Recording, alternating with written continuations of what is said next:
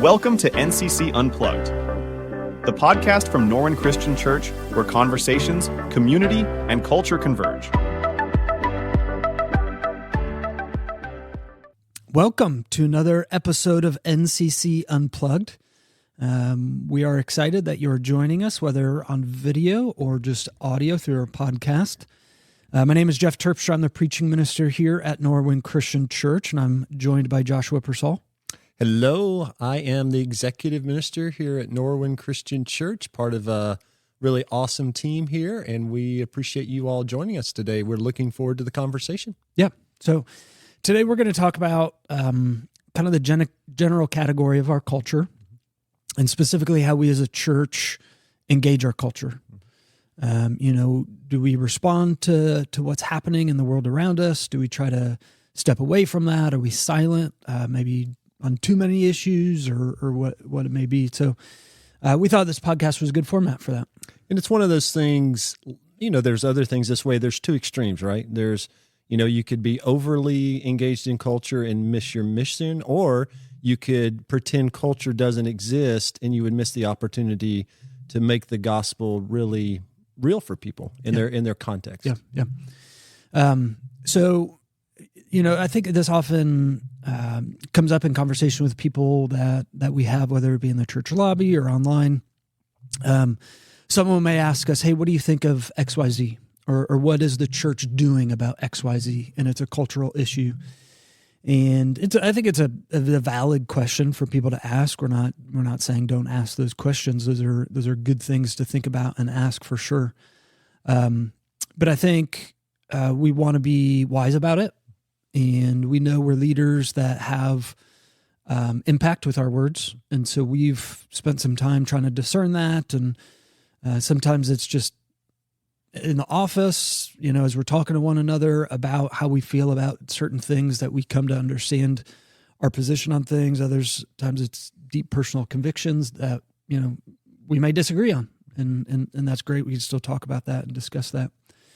When I was thinking about today's episode, I was thinking back to COVID.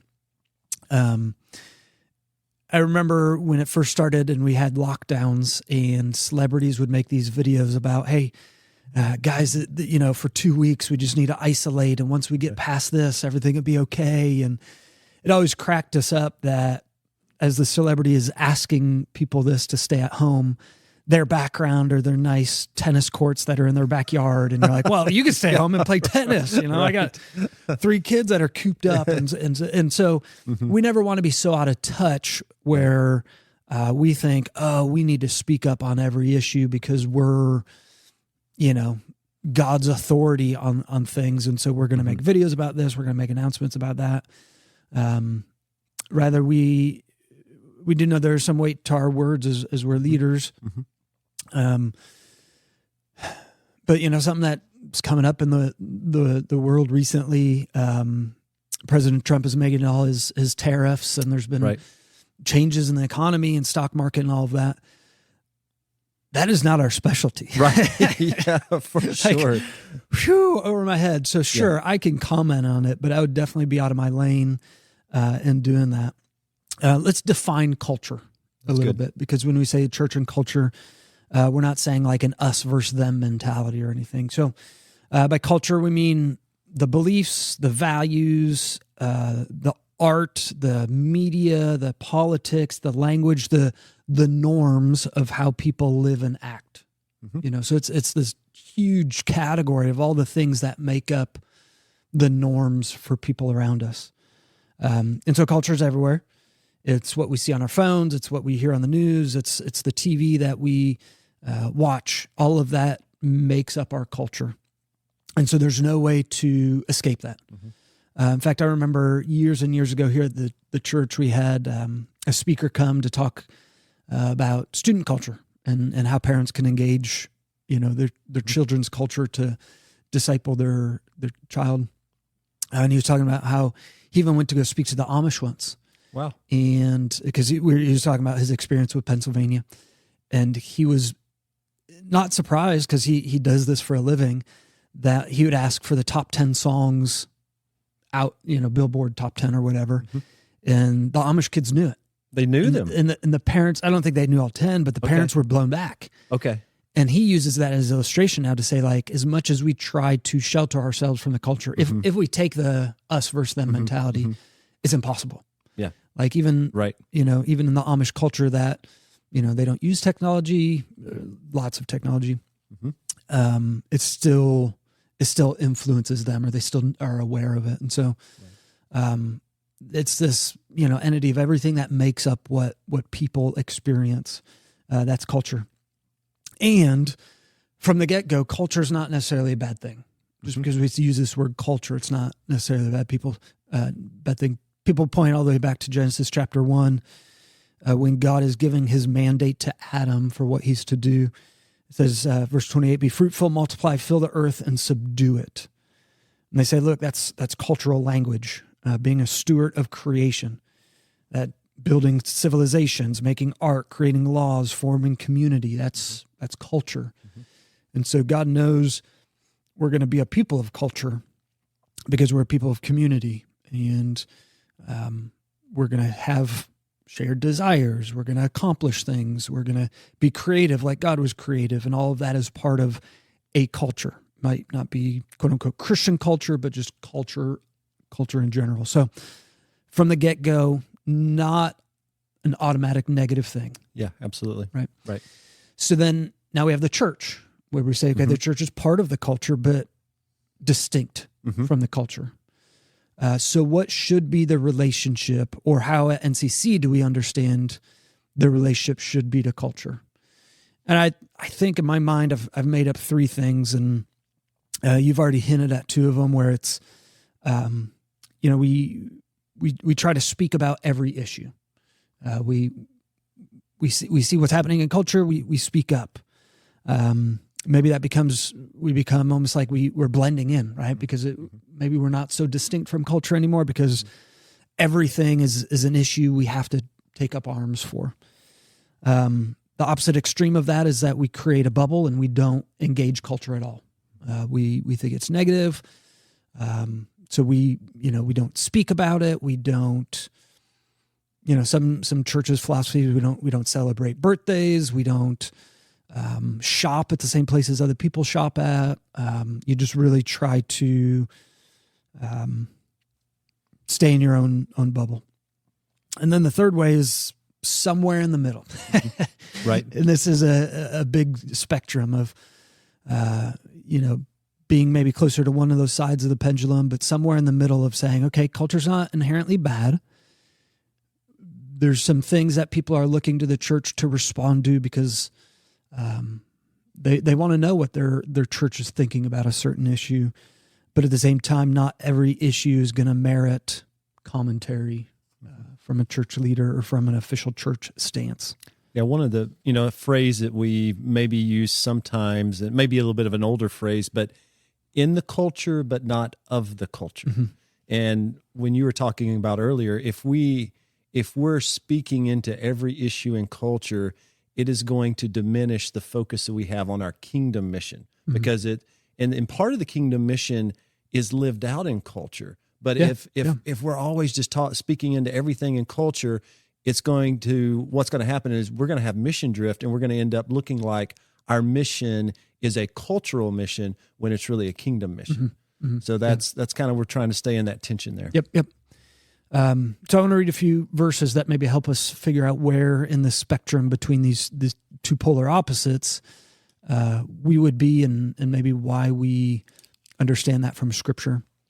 And the first verse I want to read is from Ephesians 4, and I don't know how far I'm going to keep reading. It just kind of keeps going on and on. But I've always gone back to this verse when I think about my job description. And so if somebody says to me, oh, Jeff, what do you think about this? I'd be like, well, is it in my job description or not? And so I go back to this in Ephesians chapter 4, and we'll start verse 11. So Christ himself gave the apostles, the prophets, the evangelists, the pastors, and the teachers to equip his people for works of service, so the body of Christ may be built up until we reach unity in the faith and in the knowledge of the Son of God and become mature, attaining to the whole measure and the fullness of Christ. And so I'll stop there, and then we'll read a little bit more. So God gave certain people, or Christ gave himself in his church, people with certain positions and titles for purposes. And so you and I have a certain position in the church for a certain reason. And that goes back to your mission drift. Like, I have a mission or a reason in the church.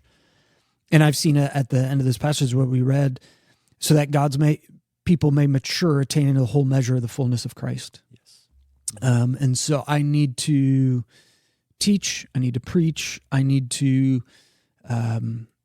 allow people to learn discernment and wisdom and how they go about their life so that they become fully mature in who they are as disciples of Jesus Christ.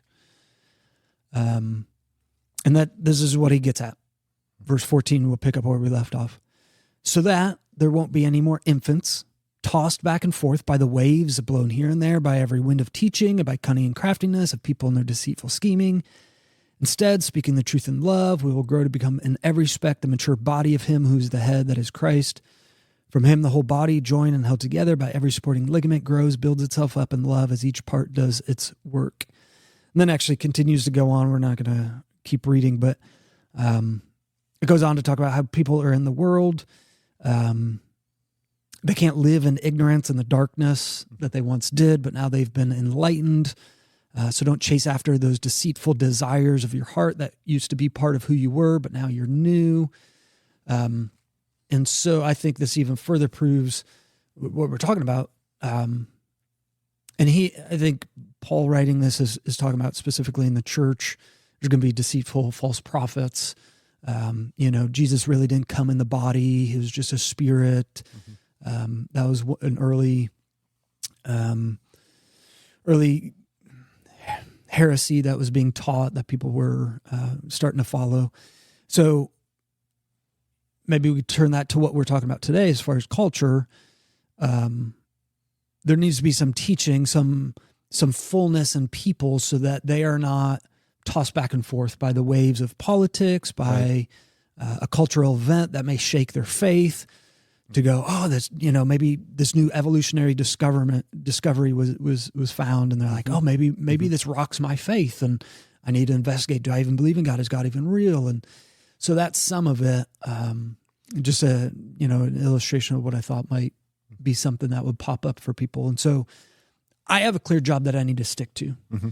And so I'm reading that kind of in response to, look, I can't speak on everything that's going on in culture because this is just not my job. Right. It's not my specialty. It's not what I put my time and thought and effort into. Mm-hmm. Now, there's going to be some things that happen in culture that influence people's faith, and that becomes so big that we do have to speak on that. Yeah, it's a great passage for us to understand the role of the church in people's lives, and it's to bring them in fullness in Christ. So actually this morning in my small group, we were in Colossians, and Colossians 1, verse 28 says, he's the one we proclaim, talking about Christ, and then the second part is, so we may present everyone fully mature in Christ. And then the Apostle Paul says, to this end, I strenuously contend with the energy Christ so powerfully works within me. So it's kind of a parallel verse. Mm-hmm. And we see this as a consistent theme that God wants his people to grow his people and equip them. Mm-hmm. And then in Ephesians 4, it's because there's a lot of ideas flying around there. So we're equipping our people to be focused on truth, to be focused on their mission with Christ. Mm-hmm. And then what does that look like in culture? Because sometimes it means that they need to spend their time doing other things, but other times there's no way to avoid what culture's putting in front of them. So how do they live Christ out in that moment? Yeah. And maybe the election would be an example of something in, last year in 2024. We can't avoid that. We don't want to avoid it. So we need to equip each other on how we walk through those political spaces. Yeah. So here's maybe an illustration that helps you understand our hesitation in speaking on everything. You may have heard a celebrity recently speak about, I don't know, something other than what they're known for, right? They're known for acting in movies, but they're telling you to invest in crypto, right? They're on a commercial and they're going, oh, you need to, invest in crypto. It's this new currency, blah, yada, yada, yada, yada. Mm-hmm. And you, a good, wise, discerning person, says, what do they know? They're just getting paid to make a commercial. I'll go watch their movies because they're a good actor or actress, but I'm not going to let them convince me to, buy some product they're putting out there.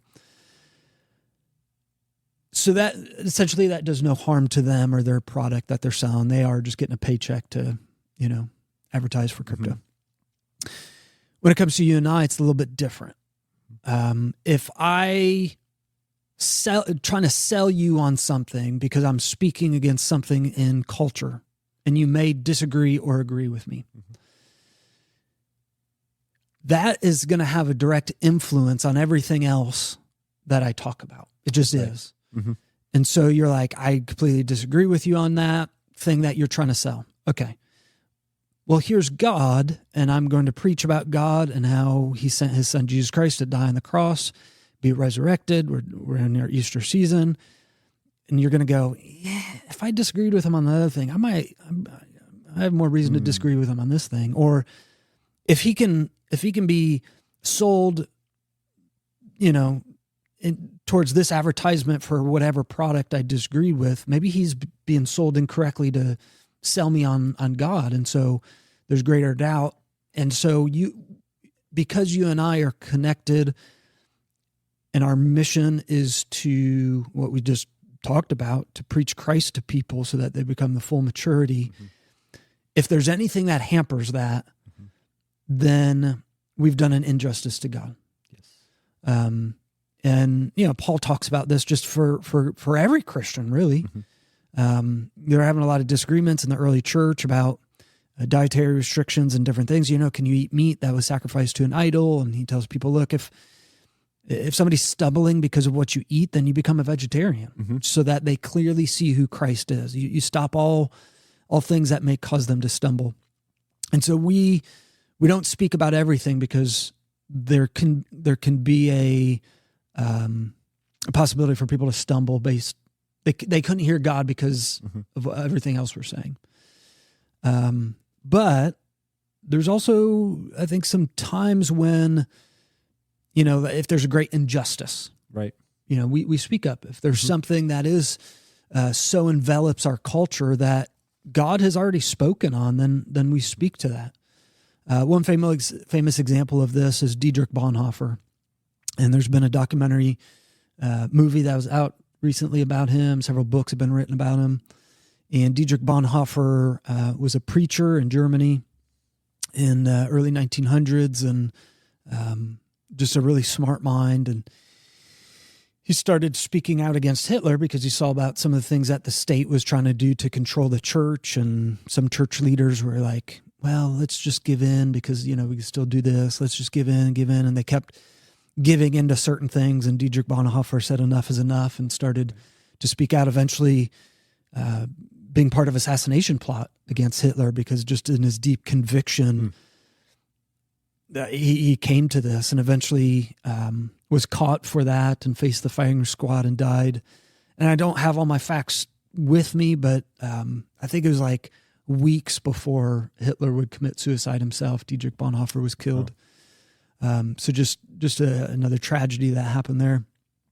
But he was so convicted that this issue had to be addressed because it was harmful for God's kingdom. I hope nothing will rise to that level in our lifetimes. Yeah. But there's things that, because there's such cultural issues, and remember, culture is not necessarily a bad thing, but it dominates our culture. LGBTQ is an issue that we've addressed in our church in different ways.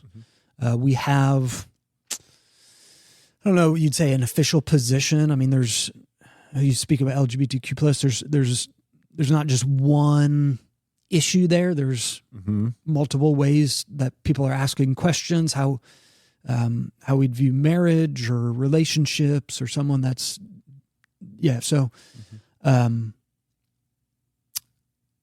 so that we're open to conversations on things like that. We've spoken about that from the pulpit. And so we probably never would have done that had it not been a culturally dominant conversation that was happening, and Right. people are going, okay, if the church is silent, then maybe that is agreement. And so it's almost, not that you were forced to talk about things, but we want to take the opportunity to let people know what our position is and where we stand on certain issues. Yeah, and with the LGBTQ plus, there's a moral issue there that Scripture addresses. Yeah, and so that's one that it's not something that we're leading with every week, and it doesn't need to be. But because there is a morality part to it, then we definitely have to take a stand and let people know, and we're happy to do that. We're not shy about God's truth in those things. But there's a lot of other cultural issues that don't have necessarily a moral issue, or not maybe even such a clear moral issue to them. Yeah. And what we want to do is we equip people is sometimes just helping people see, hey, culture's pulling you in, culture's pulling you in and getting you off course in your life. No, we can't address all the questions you have because they're not that important. We have a mission as Christ followers, and you're allowing culture to kind of pull you over and get you distracted. Yeah. And so that's part of our job too. And a lot of what we tried to do during the election is bring people back to what's most important. Yeah. Can you think of an issue that is like that, where it's not necessarily a moral issue, and so we haven't spoken about that? Well, it might be, we were, talking about some of the things that are happening with the size of the government now. It's those, at least as far as I think about it, there's not the size of your government, whether it's a larger or smaller, not a moral issue. The economics, not necessarily a moral issue, as long as we're caring for people in the process. So that may be a couple of things there. Yeah. Yeah, and it becomes difficult, especially with politics, because there's certain things happening, deportations, where we'd say, this does seem in some news camps, right? Because now there's well, what news are you listening to? Where are you getting this from? Is it true? Is it not? We want to discern those things, and so you never want to jump on something right away. There does seem to be maybe some moral things rising up. But just because we speak on a moral thing doesn't mean we're taking a position across the board on whether we stand for an administration or not, right?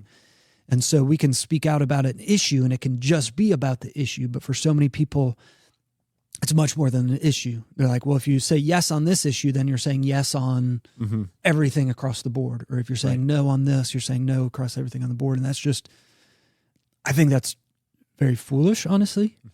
It could go back to one issue voters, right? They'll vote yes or no for a president or for governor or whatever based on one thing. And that's just not very discerning when it comes to who you're looking to lead you. And that's what's something that is important as we have cultural conversations is to realize most cultural conversations have a level of complexity to them. Yeah, complexity. Absolutely. That it's not that there's not a right or wrong. It's just that you really have to take the time to look into it and see where the right and wrongs are with things. Yeah. And because certain news outlets and certain persuasions will want to make you think it's just clear that they're in the right, and there's usually more to it. Yep. Very, very, very, very good point. So, a lot of times, even with this issue, Jesus is our model. Absolutely. And so thinking of Jesus' life and the totality of Jesus' life, not just one episode. Several times Jesus is, quote unquote, caught eating with sinners. And I say that not because Jesus was trying to hide it, but because, the Pharisees and Sadducees, teachers of the law, were pretty disappointed in him for that. But he didn't regret it. He was, in fact, defending himself and said, this is the exact place I want to be and the exact reason I came to seek and save the lost. And he didn't become a sinner by doing it, right? Right. He was in the culture, but not of the culture. Yeah, so he ate with sinners, but he didn't become a sinner. Right. And oftentimes he asked people to something greater, right? And so he's not satisfied with them remaining a sinner. Right. But he does it in the way that it seems like only Jesus can do it, where he just engages people to a better life. And Zacchaeus is like, I'm done. I'm giving all this back up. And and just people continue to follow him even after that. There's a moment in Jesus's prayer in John 17, and so this prayer is soon before he's going to face the cross. He's praying for his immediate disciples, so it's the beginning of John 17. And he says, I do not ask that you take them out of the world, but that you keep them from the evil one. So Jesus is like, hey, I'm not taking my disciples with me yet, but you keep them from the evil one. And so we could go into that a little bit. We won't. We'll just touch on it. There's a presence of spiritual power that is an evil power. Right. That Satan is at work. I wouldn't say in all things that culture does, but certain things for sure that are pulling people away. Right. And so Jesus is praying for them. He's like, I'm not taking them out. So the whole point there to me, I shouldn't say whole point, but one of the points is Jesus doesn't have this escape mentality, this isolation mentality where he's asking his people to come out. So I want to leave us with 3 things, Joshua. Good. 3 things to think about. 3 big takeaways as we engage culture, and then we'll speak to some nitty-gritty things of what we do around here at Norwin. Okay. The first one is discernment. Discernment is thinking over things. It's not an immediate reaction. Oftentimes, fear can win out over discernment. Fear for our kids, the world they're going to live up in, be raised in, the fear that, this world's going to hell in a handbasket. Right. Matt, Can we say that on the podcast? Matt says approved. And so as Christians, we have so many reasons not to fear. Yeah. And so as discernment, we can be thoughtful, we can be aware, we can be creative, we can see through the lens of God's truth. Just we need to have that discernment. Yeah, and we need to remind ourselves that there has never been a perpetuated Christian culture, because culture is at different levels, it embraces godly values, but culture is not the church. And when you look historically, culture has not ever been something you could just depend on. Yeah, right. But it's hard. It's hard when we see things change in culture. It's hard to realize that sometimes. Yeah, so you're kind of saying like we've never gone to culture as a reliable Christian witness. Exactly. And so you're just saying like, look, let's discern these things and think through them. Yeah, that's very good. So discernment is our beginning one, and then our second one is talking about our influence. So discernment and influence. If we're going to have influence over the culture, which I think we should, we're the light of the world. Right. We're the salt. Absolutely. We need to engage culture to some degree. And so if the only people I ever know are Christians, then there's a lot of things that the Gospels are asking me to do. By Gospels, I mean Matthew, Mark, Luke, John, and the rest of the New Testament, really. I shouldn't just say the Gospels. Yeah. That I'm not doing, right? I'm not witnessing. I'm not going to the Great Commission, making disciples, or having people understand who Jesus is. But rather, I can influence education and media and sports and art and my community, and I can be on the board of directors for different things, and I can influence the places that God has given me influence over. Absolutely. Which is unique to every Christian. You're in places I'm not in, and so you're going to be the best to influence that place. Yes. And if you're saying, I got to isolate, then there's going to be a vacuum that's created, and the thing that's going to take place, the thing that's going to take, the largest thing of influence in that vacuum, then will be anything else. And I'd rather me in that place of influence than anything else, right? If I'm taking my role serious, and so there needs to be influence in our culture to where God has brought you, what He's already doing in that place. I think there's everything from coffee shops that are Christian and they're not like, hey, in order to enter this coffee shop, you must show your membership to a church. No, they got Christian music on in the background. Right. They have words of encouragement on the table. They're holding Bible studies after hours that they invite people to. Like it's not this in your face sort of thing, but it's this influence that they're trying to have over people. Yeah. And I think if I don't think we should see culture as the enemy. Yes. Yeah, sure. Satan is out there. He's doing his thing. But culture is not our enemy. We have an opportunity to engage it, and we don't know when Jesus is coming back. But sometimes we can fall into the mindset that you described as just like I'm just holding out, and I just can't wait till Jesus comes back. Yeah, we are excited for Jesus to come back, but until then, He's given us a mission, and the culture is our mission field. Yeah. So you talked about discernment, influence, and then what you just said kind of goes into the third one. I think the third one is hope. We have hope for the people around us. We have hope that they'll understand who Jesus is. If I go in thinking I'm against that person, I don't want them to influence my kids. I don't want them to influence me. And this us for them sort of mentality, I've probably lost hope for them. And so, I'm not going to share the gospel with them. They're too far gone. They're too much unlike me, sort of thing. And that's just not true. You are in the same position they were at some point in your life. And so we want to have hope for the people around us. We want to hope for our community. We want good things for them. We want success for them in business or whatever that might look like. That's not the end goal. The end goal is for them to understand who Jesus is.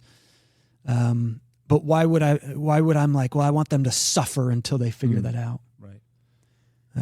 So that's part of it. I remember doing a series a long time ago. I was still a youth minister. The series was called Us or Them. And then kind of in the middle, add an F to that middle word. So it was us for them.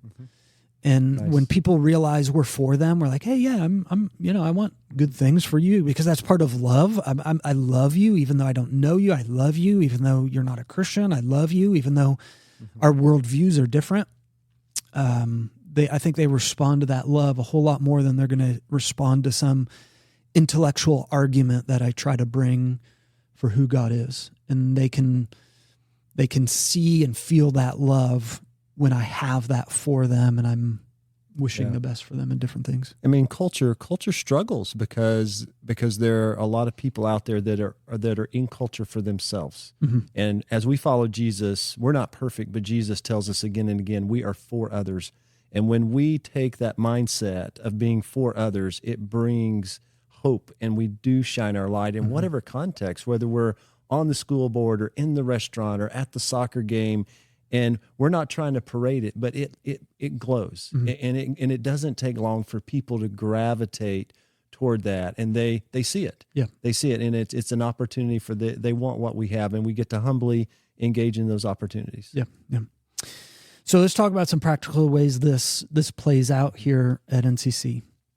One practical thing that we've done as a church is we no longer have an American flag on the stage. And before you think they're like, oh, they just made this change because of something that happened in politics.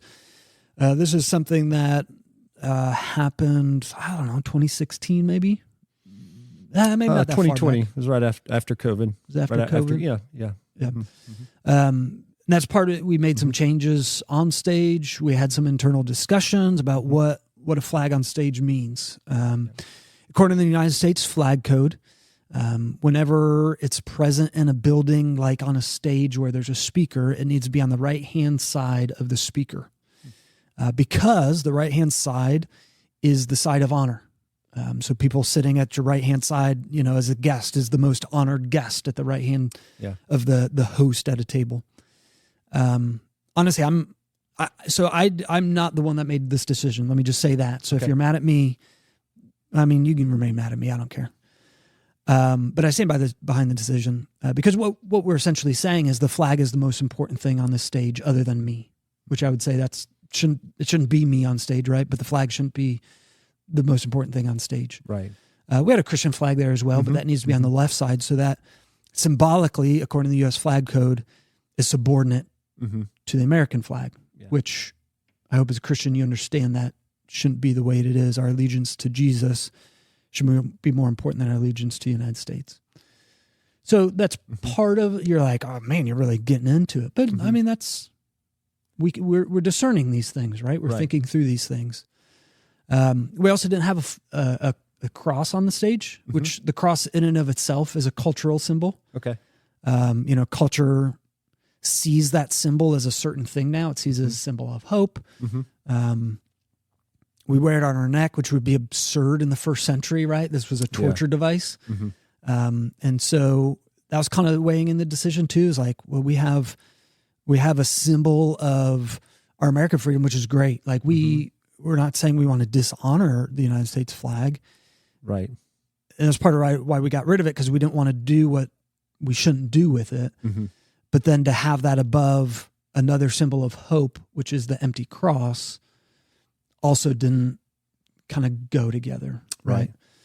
And so someone brought it up, and they've asked us, different people have asked us over the years why we made that decision or something like that. And inevitably, and this happened a few months ago, somebody said, well, we still have it in the lobby. I said, no, we haven't had it in the lobby for at least 2 years. Okay. I'm like, oh, I didn't know that. Yeah. So, I mean, that also gets to the fact that it's a symbol that it just becomes so familiar with us, we don't even realize it anymore. So if it becomes that, why is it even up there? Why are we, putting thought into something that's just become this rote symbol that has become, I wouldn't say meaningless, but just another thing that we don't even notice anymore. Yeah. And there are people who would prefer to have it in the building, and they're coming from really good motives. I think the majority of the time they're coming from a place of showing gratitude for what our country is, the freedoms that we have, the fact that God has been so involved in our country in different ways in the last 100 years in who the United States has become. And also, I think a lot of people see it as a way of showing gratitude to those who've served in the armed forces and those who serve in different ways. Yeah. And we want you to hear us. We affirm that. We're grateful for where we live. We're grateful for people who serve and who have sacrificed to make a great opportunity of life here in the United States. So we're for those things, but we feel like we don't want anything to interfere with people seeing Jesus as first and foremost. And we hope we have more people come to our church. They might not be citizens of our country. That might not be their heritage. And we want them to feel welcome here. We don't want to put anything that could be a barrier to them seeing that Jesus is most important. And if you follow Jesus, you're part of our family. And we don't want there to be any obstructions there. Yeah. And the kingdom of God is big. It's huge. Yes, It's right. beyond the United States. And like you said, honoring our veterans and things, one thing we've started this year is a small group based just for veterans. And so showing a flag isn't the only way to honor. We think that, sure, it's definitely one way, but we want to continue to honor that maybe in some different ways. Absolutely. And so that's just one illustration of something that in one way we've engaged culture, and that might be a controversial one that you disagree with, but that's where we've settled in our hearts. Another thing is how we celebrate holidays. Holidays are by and large very cultural. Right. Especially the way we celebrate it. I mean, even Christian holidays, Christmas, Easter, the way we celebrate it is still very cultural. For Christmas, the day we celebrate, Jesus probably was not born December 25th. Right. Just based on some different things. But we go along with it because partly the discernment, going back to that first thing, things in culture can be redeemed. They can be redeemed for God. And so we're like, hey, we can still celebrate that day, but it's going to be about Jesus. And there's a way we're going to make it about Jesus. And we could do that in a church. There's other things that, other holidays that people have asked the church to celebrate or be a part of. Some that come up often, Veterans Day, Memorial Day, Labor Day, even Mother's Day, Father's Day to certain respects. Often those days will get mentioned in our service, but we don't have a celebration. We don't have people stand up. We don't have prayer specifically for that day. My quick, and we can make this quick, response to that. Oftentimes those, other than Mother's Day and Father's Day, those days don't happen on a Sunday. Memorial Day, Veterans Day, those are on a Monday. And so one, it's just not the day it's actually happening, which are like, wow, okay, that's, but whatever. But also, but then there's other Christian holidays we don't celebrate, right? There's a huge Christian celebration coming up on June 8th. Did you know that? No. What is it? It's the day of Pentecost. Oh, okay. Yeah. 50 days after Easter. Yeah. Yeah, absolutely. So in my 12 years here at Norwin, no one has ever complained about not celebrating the day of Pentecost. Okay. Which is a Christian holiday. Right. So you'd much rather celebrate a cultural day than a Christian day. Right. So that's my short response. I understand. And so we can't respond to everything. We can't celebrate everything. And so the things that we can redeem that are important. So Mother's Day, we do honor mothers. Father's Day, we do honor fathers, often with a gift and some word of blessing, because that's more universal experience. And there's some different things that we lean into on those days. Others Day, like Veterans Day, we've had veterans that say, hey, I can't come on Veterans Day because I'm a veteran and I've lost my good friends. And so anytime this day happens, if the church is doing something, I'm going to tear up, I'm going to break down. Yeah. And so warn me if you're doing anything. And so that's also gone into this, like, can we celebrate it? How do we honor? It's some honor actually not highlighting it then for these people that are reliving some of these things. Right. So it's just this, a lot of people have different experiences than you do. And so we're trying to discern to the best of our abilities how people are going to see Christ fully given different experiences in different places people are coming from. Yeah. And, it's probably a lot of folks haven't thought about, that, it might be hard for a veteran in that particular circumstance. And, these holidays, they mean things to people for various ways. And we're not trying to disregard that. We're just trying to say, if we're going to stay spot on with our mission for Christ, we can engage with every cultural, bump in the road, because it's just going to keep getting our focus off of where we need to keep it. All right. So let's wrap it up. You ready? Yep. Sounds good. One last thought. Culture is not the enemy. Sin and Satan is the enemy. And so the church isn't some bunker where we come to hide out. It's more of a base camp where we come, we get trained, we get equipped, and we get sent out to be the light in the dark places. So wherever God has placed you, your job, your family, your school, your online presence, it's your mission field. It's where you're meant to engage, not with fear, but with discernment. You're not meant to isolate yourself and remove yourself from everything. You're meant to be an influence in those places. Not one where you bring rain and terror and destruction, but one where you can bring hope and compassion to a world that so desperately needs it. And so I don't think this world needs a church that hides or attacks. It needs one that looks like Jesus. So let's go be the church. Yeah, absolutely. Let's do it. Yeah. So thanks for listening.